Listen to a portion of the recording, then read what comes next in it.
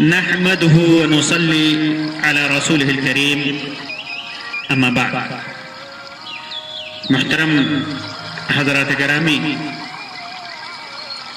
آج کی اس مجلس میں اللہ تبارک و تعالی نے قرآن مجید کے اندر جو مثالیں بیان کی ہیں ان میں سے ایک مثال کا تذکرہ کروں گا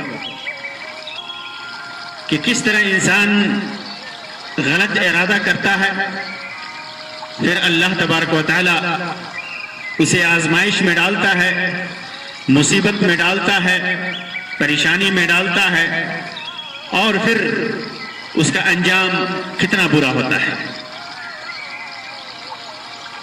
در حقیقت اللہ تبارک و تعالی نے اہل مکہ کے لیے یہ مثال بیان کی ہے، جنہیں اللہ تبارک و تعالی نے مال و دولت دے رکھی تھی، پھر بھی انہوں نے کفر اور تکبر کیا، شکر ادا نہ کیا، تو اللہ تبارک و تعالی نے انہیں کیسے تباہ و برباد کیا، کیسے ابتلا اور آزمائش میں ڈالی۔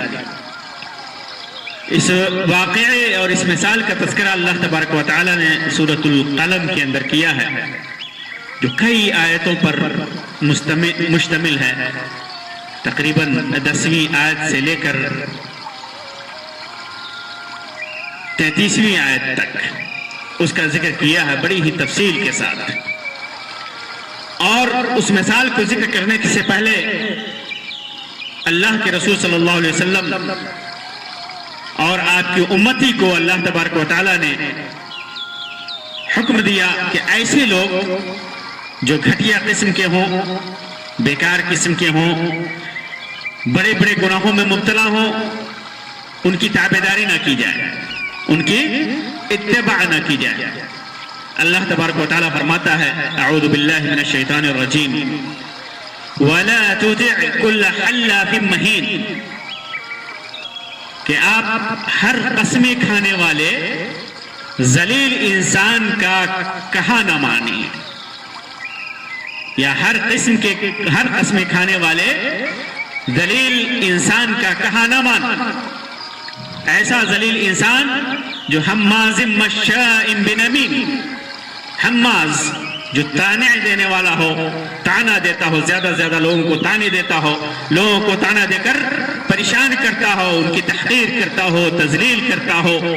مشاء بنمیم، ایسا انسان جو چغلی کھاتا ہو، چغلی کرتا ہو، لوگوں کے درمیان فتنہ اور فساد برپا کرنے کے لیے، لوگوں میں جھگڑا لگانے کے لیے، لوگوں کی تحقیر کرنے کے لیے، لوگوں کو حقارت کی نگاہ سے دیکھتے ہوئے چغلی کرتا ہو، ادھر کی بات ادھر لگاتا ہو، اس کی اتباع اور نہ کریں، اس کا کہا نہ مانے۔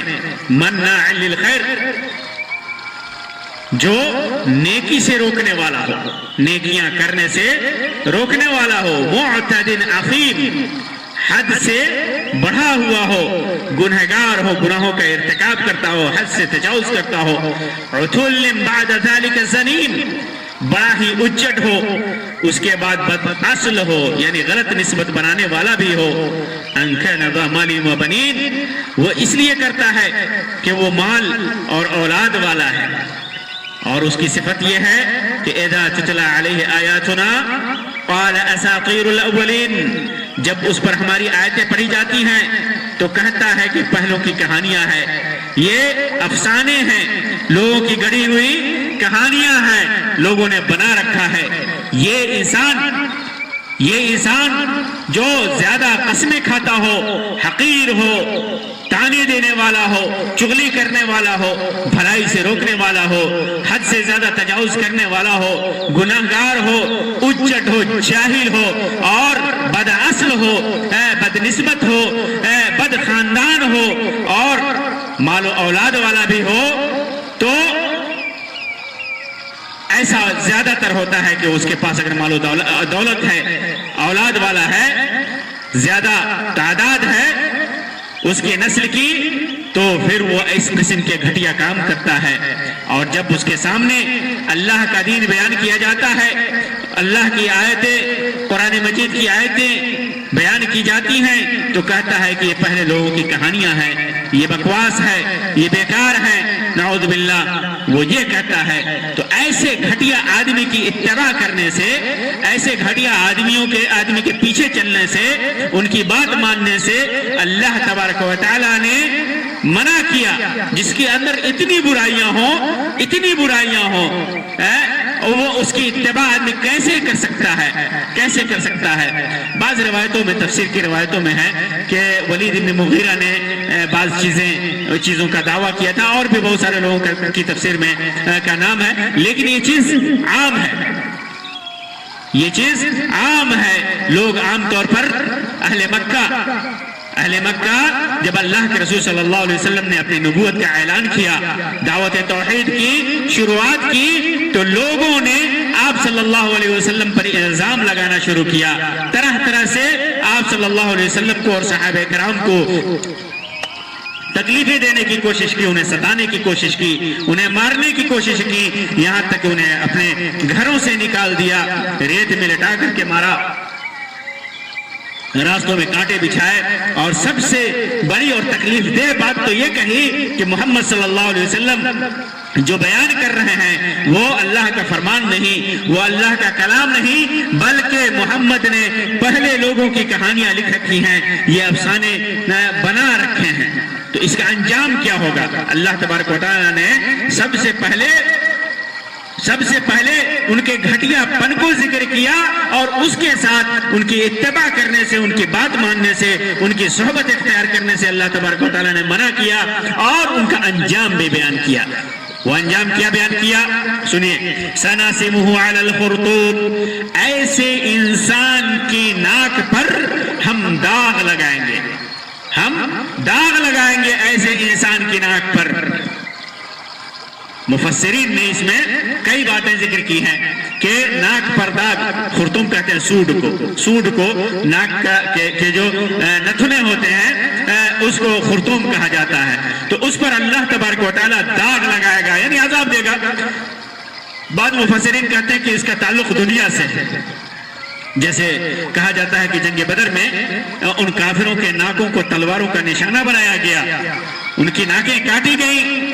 اور بعض لوگ کہتے ہیں کہ یہ قیامت والے دن جہنمیوں کی علامت ہوگی کہ ان کے سوڑوں پر، ان کے نتنوں پر علامت ہوگی، ان کے ناکوں کو داغ دیا جائے گا. یا بعض لوگوں نے کہا کہ داغنے سے مطلب یہ ہے کہ ان کے چہرے سیاہ ہوں گے، کالے ہوں گے، جیسا کہ کافروں کے چہرے قیامت کے دن سیاہ ہوں گے. اور کچھ لوگ کہتے ہیں کہ کافروں کا یہ حشر دنیا اور آخرت دونوں جگہ ممکن ہے. دنیا میں بھی اللہ تبارک و تعالیٰ انہیں سزا دے سکتا ہے، اور آخرت میں تو سزا دے گا ہی، آخرت میں ان کو سزا دے گا ہی. یہ ان گھٹیا اور کافر لوگوں کا بیان اللہ تبارک و تعالیٰ نے اور ان کا انجام ذکر کیا. پھر اس کے بعد اہل مکہ کو اللہ تبارک و تعالیٰ اہل مکہ کو مراد لیتے ہوئے فرمایا اِنَّا بَلَوْنَاهُمْ كَمَا بَلَوْنَا أَصْحَابَ الْجَنَّةِ إِذْ أَقْسَمُوا لَيَصْرِمُنَّهَا مُصْبِحِينَ. ہم نے ان کو آزمایا جیسا کہ ہم نے باغ والوں کو آزمایا تھا. مگر اہل مکہ کو کیسے آزمایا؟ اللہ تبارک و تعالیٰ نے ویسے ہی آزمایا جیسے باغ والوں کو آزمایا تھا. باغ والوں نے کیا کیا تھا؟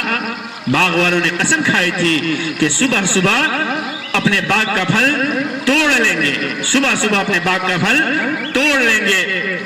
یہاں پر اِنَّا بَلَوْنَاهُمْ سے مراد اہل مکہ ہے، اہل مکہ ہے. کیا ہے؟ اللہ تبارک و تعالیٰ کہتا ہے کہ ہم نے ان کو مال و دولت سے نوازا تاکہ وہ اللہ کا شکر کریں. اہل مکہ کو اللہ تبارک و تعالیٰ نے بے شمار دولت دے رکھی تھی، بہت ساری سہولتیں اور آسانیاں اس زمانے میں دے رکھی تھی. تو اللہ تبارک و تعالیٰ کہتا ہے کہ ہم نے ان کو مال و دولت سے نوازا، آل و اولاد سے نوازا تاکہ وہ اللہ کا شکر کریں، کفر اور تکبر نہ کریں، گھمنڈ نہ دکھائیں، اللہ کا انکار نہ کریں، شرک نہ کریں.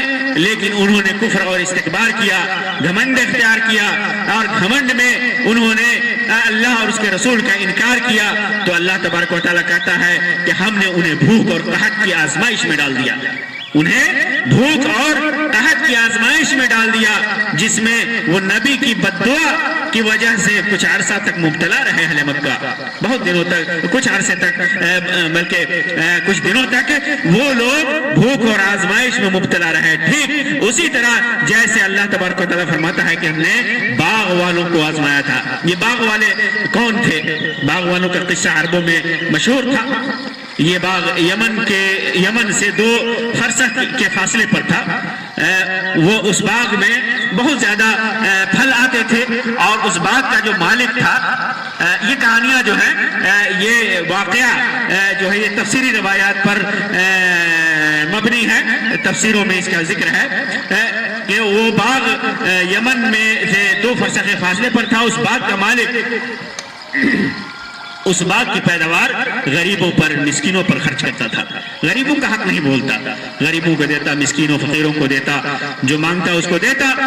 لیکن اس کے مرنے کے بعد جب اس کی اولاد اس کی وارث بنی تو انہوں نے کہا کہ ہمارے تو اپنے اخراجات بہت زیادہ ہیں، بہت مشکل سے ہماری ضرورتیں پوری ہوتی ہیں، اولاد والے ہم لوگ ہیں، زیادہ ہیں، اور ہم اس کی آمدنی میں سے مساکین اور سائرین کو خرچ کرنے والوں، یہ مانگنے والوں کو اور غریبوں کو ہم کیسے دے سکتے ہیں؟ یہ تو ہمارا ہے خرچ پورا نہیں ہوتا، یہ ہمارے خرچ مشکل سے پورے ہوتے ہیں، مشکل سے پورے ہوتے ہیں۔ یہ انہوں نے حیلہ تلاش کیا۔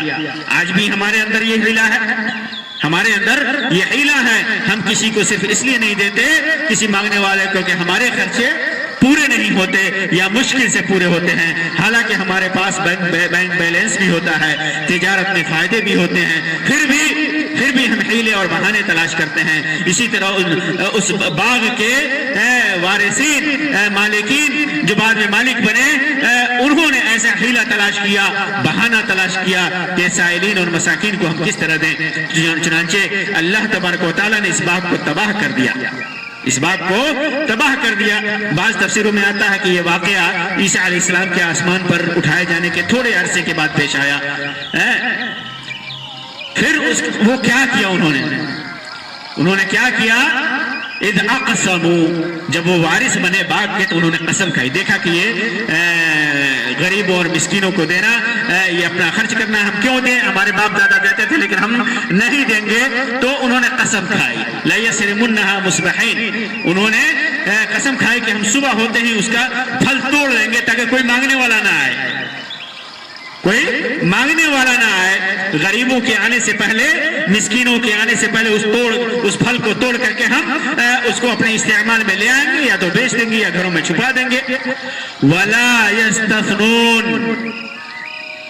اور قسم کھاتے ہوئے وہ انشاءاللہ نہیں کہہ رہے تھے، انہوں نے انشاءاللہ نہیں کہا، قسم کھائی کہ ہم ایسا کریں گے اور انشاءاللہ نہیں کہا۔ اگر اللہ نے چاہا یہ نہیں کہا تو اس کا انجام کیا ہوا؟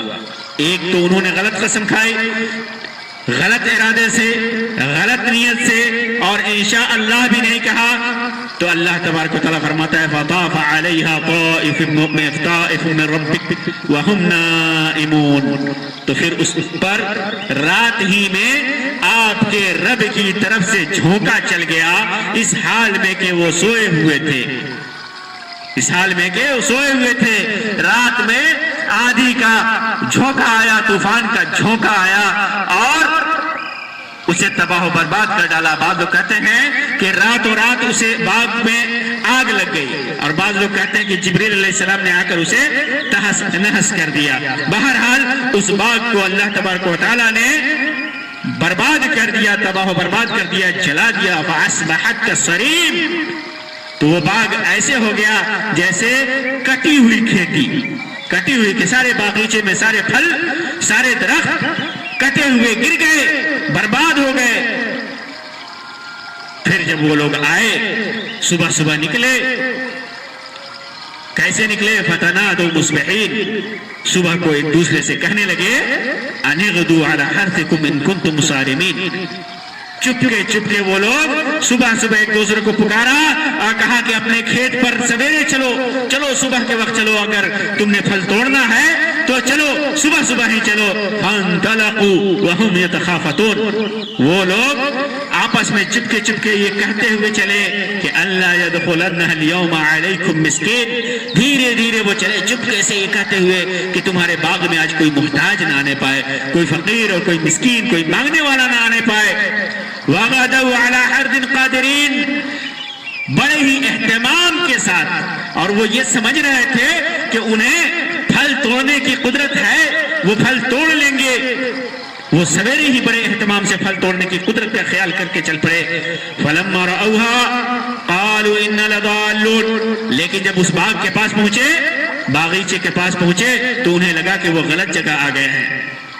آپس میں انہوں نے اسے دیکھا تو کہنے لگے لگتا ہے کہ ہم راستہ بھٹک گئے ہیں, یہ ہمارا باغ تو نہیں لگ رہا, لگتا ہے کہ ہم غلط راستے پہ آ گئے ہیں. کیونکہ صبح صبح چلے تھے, اندھیرے میں منہ اندھیرے چلے تھے, اور جب پہنچے باغ کی جگہ پر دیکھا کہ یہ تو کٹی ہوئی کھیتیاں ہیں, تو وہ کہنے لگے کہ لگتا ہے کہ ہم غلط جگہ آ گئے ہیں. بل نحن محرومون. بلکہ ہم تو بد نصیب ہیں, ہمیں تو محروم کر دیا گیا, ہم سے سارا کچھ چھین لیا گیا. ہم سے نہیں. ان لوگوں کو پھر خیال آیا کہ ہم غلط جگہ نہیں آئے ہیں, ہم صحیح جگہ آئے ہیں, یہ ہمارا ہی باغ ہے, لیکن اس باغ کو ہم سے چھین لیا گیا ہے, ہمیں محروم کر دیا گیا ہے, ہم بد نصیب ہو گئے ہیں, ہمارے نصیب میں اس باغ سے فائدہ اٹھانا نہیں ہے.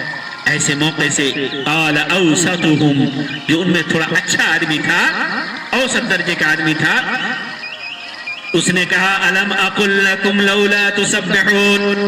اسے پہلے بھی نصیحت کی تھی, کہا تھا کہ اللہ سے ڈرو, اللہ کو یاد کرو. تو اس نے کہا الم اقل لکم لولا تسبحون, کہ میں نے تمہیں نہیں کہا تھا کہ تم کس لیے تسبیح نہیں کرتے, کیوں تسبیح نہیں کرتے, تسبیح کرو. کچھ لوگوں نے یہاں پر تسبیح سے مراد انشاءاللہ کہنا لیا ہے کہ انشاءاللہ تم نے کیوں نہیں کہا تھا. قالوا, ایسے موقع سے وہ کفے افسوس ملتے ہوئے کہنے لگے سبحان ربنا انا كنا ظالمین. ہمارا رب پاک ہے, ہم ظالم ہیں, ہم ظالم تھے, ہم نے ظلم کیا, بے شک ہم ظالم تھے. فاقبل بعضهم على بعض يتلاومون. اس حسرت کے بعد, اس اقرار کے بعد, وہ ایک دوسرے پر ملامت کرتے ہوئے متوجہ ہوتے ہیں اور کہتے ہیں یا ویلنا, قالوا یا ویلنا انا كنا طاغین. ہائے افسوس, ہائے افسوس, ہم سرکش تھے, ہم ظالم تھے, ہم ظالم تھے, ہم نے ظلم کیا, ہم نے غریبوں کا حق مارنے کی کوشش کی, اللہ کے حکم سے روگردانی کی, ہم سرکش تھے. عسى ربنا ان يبدلنا خير, عسى ربنا ان يبدلنا خيرا منها انا الى ربنا راغبون. افسوس کرنے کے بعد انہیں کیا ملتا, کچھ نہیں ملا. کہتے ہیں کہ اب پچھتائے کیا ہو جب چڑیا چگ گئی کھیت, جب تباہ و برباد ہو گیا, سب کچھ جل گیا, خاک ہو گیا, مٹ گیا, تو پھر افسوس کرنے کا کیا فائدہ. عسى ربنا, پھر وہ کہنے لگے, امید کرنے لگے کہ شاید ہمارا رب ہمارے افسوس کے بعد, ہماری حالت دیکھ کر ان یبدلنا خیرا منها, ہمارے لیے اس سے بہتر باغ بدل دے. انا الى ربنا راغبون, ہم اپنے رب کی طرف رجوع کرنے والے ہیں, ہم اپنے رب کی طرف رجوع کرتے ہیں, توبہ کرتے ہیں, رب سے فریاد کرتے ہیں. كذلك العذاب, اللہ تبارک و تعالی یہ مثال دیتا ہے کہ اہل مکہ نے ایسی ہی ظلم کیا, ایسی ہی سرکشی کی. اللہ تبارک و تعالیٰ نے نعمت و دولت و اولاد سے نوازا, سب کچھ دیا, ساری آسائشیں دی, ساری نعمتیں دی, پھر بھی ان لوگوں نے ناقدری کی. تو اسی طرح ہم نے ان کو بھی تباہ برباد کیا, ایسی ہی آزمائش میں مبتلا کیا. جس طرح ہم نے ان باغ والوں کو آزمائش میں ڈالا, ان کے باغ کو, ان کی سرکشی سرکشی کی وجہ سے، ان کے ظلم کی وجہ سے، ان کی نافرمانی کی وجہ سے آزمائش میں مبتلا کیا، سب کچھ تباہ و برباد کیا۔ اسی طرح ہم نے اہل مکہ کو تباہ و برباد کیا۔ اور ایسے ہی پھر اگلی مثال اللہ تبارک و تعالیٰ اس پورے واقعے کے بعد، اس پورے تمثیل کے بعد مثال بیان کرنے کے بعد کہتا ہے کہ وہ کذالک العذاب، عذاب ایسے ہی ہے، یوں ہی عذاب ہوا کرتا ہے، ایسے ہی عذاب ہم دیتے ہیں۔ ولا عذاب الآخرۃ اکبر، یہ دنیا میں بھی ہم ایسے ہی عذاب دیتے ہیں لیکن آخرت میں بھی دیتے ہیں، اور آخرت کا عذاب تو اس سے کہیں بڑھ کر ہے، آخرت کا عذاب اس سے کہیں بڑھ کر ہے۔ اللہ تبارک و تعالیٰ دنیا کا عذاب تو بسا اوقات ہٹا لیتا ہے لیکن آخرت کا عذاب اس سے کئی گنا زیادہ ہے، اس سے بڑا ہے، وہ کبھی نہیں ہٹائے گا۔ اگر شرک کیا، کفر کیا، تو پھر اس عذاب میں ہمیشہ انسان مبتلا رہے گا۔ دنیا کی عذاب تو تھوڑے دنوں کی ہوتی ہے، تھوڑے لمحوں کی، تھوڑے دنوں کی، تھوڑے سالوں کی، تھوڑے مہینوں کی، لیکن آخرت کا عذاب تو ہمیشہ کے لیے ہوتا ہے۔ دنیا میں جو عذاب آتا ہے وہ چند دنوں کا ہوتا ہے، اور آخرت کا عذاب چند دنوں کا نہیں ہوتا۔ لو كانوا يعلمون، کاش وہ جانتے اس بات کو، کاش اس بات کو جان لیتے کہ عذاب ایسے ہی اللہ تبارک و تعالیٰ کا آتا ہے۔ انسان نعمتوں میں ہوتا ہے، غرور و گھمنڈ میں ہوتا ہے، سمجھتا ہے کہ ہمارے اوپر جو اللہ کا احسان ہے، اللہ کی جو یہ نعمت ہے، یا جو ہم نے دنیا کمائی ہے، جو ہم عیش و عشرت میں زندگی گزار رہے ہیں، آل و اولاد کی کثرت ہے، یہ ہمارے لیے ہمیشہ رہنے والی یہ چیزیں ہیں۔ تو اللہ تبارک و تعالیٰ کہتا ہے کہ ایسا ہرگز نہیں ہے، وہ کبھی بھی تباہ و برباد ہو سکتا ہے۔ اگر سرکشی کیا، ظلم کیا، تو کبھی بھی تباہ و برباد یہ نعمتیں ہو سکتی ہیں، یہ سارے ساز و سامان برباد ہو سکتے ہیں۔ ایسے ہی اللہ تبارک و تعالیٰ عذاب میں مبتلا کرتا ہے، اور آخرت میں تو جو عذاب، جو تکلیف، جو پریشانی ہوگی وہ الگ ہے، جسے سمجھنا چاہیے۔ ایک عقل مند انسان، ایک سمجھدار انسان اسے سمجھتا ہے، اور کاش یہ لوگ بھی اسے سمجھتے ہیں۔ اللہ تبارک و تعالیٰ سے دعا ہے کہ اللہ تبارک و تعالیٰ ہمیں ہر قسم کی سرکشی سے، ہر قسم کی برائی سے، ہر قسم کے گناہ اور معصیت سے اللہ تبارک و تعالیٰ ہمیں بچائے۔ اللہ تبارک و تعالیٰ دنیا اور آخرت ہر طرح کے عذاب سے، ابتلا اور آزمائش سے ہمیں اپنی پناہ میں رکھے۔ اللہ تبارک و تعالیٰ زیادہ سے زیادہ نیکیاں کرنے کی توفیق عطا فرمائے، اپنا حق اور اپنے بندوں کا حق ادا کرنے کی توفیق عطا فرمائے، اور اسے قبولیت سے نوازے۔ آمین یا رب العالمین۔ وآخر دعوانا ان الحمد للہ رب العالمین، وصلی اللہ علی خیر خلقہ وسلم، والسلام علیکم ورحمۃ اللہ وبرکاتہ۔